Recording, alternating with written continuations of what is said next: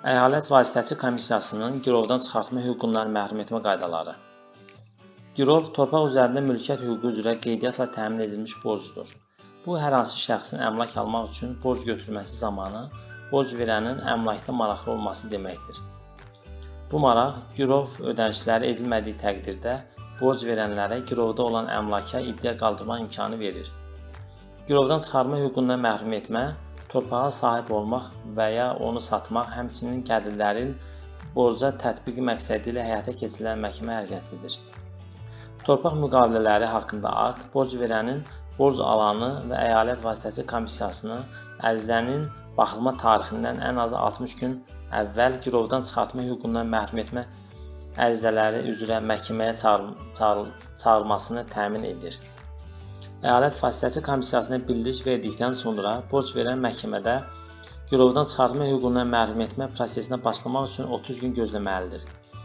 Əyalət vasitəçi komissiyası tərəflər arasında vasitəçilik etmədikdə, həmin 30 gün əyalət vasitəçi komissiyasına borcların ödənilməsi, əmlakın satışı və digər variantlar kimi seçimlərin nəzərdən keçirməyə yardım etmək məqsədi ilə tələb olunduqda borc alanlara məlumat vermək imkanı verir.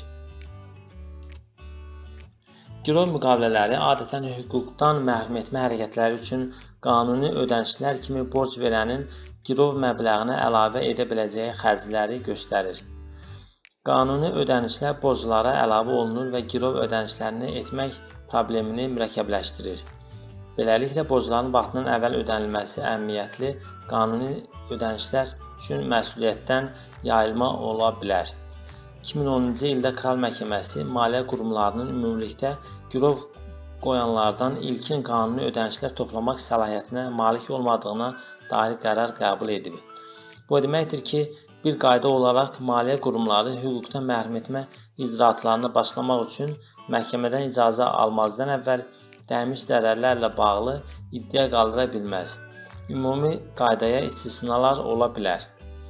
Borcu ödəmək istəyənlər üçün müdafiələr mövcuddur. Hüquqdan məhrum etmə hərəkətləri uzun müddət davam edə bilər. Borc alan ödənişləri həyata keçirərsə və əmlakı pulla qaytarmağa cəhd göstərərsə, bu proses daha uzun müddət davam edə bilər.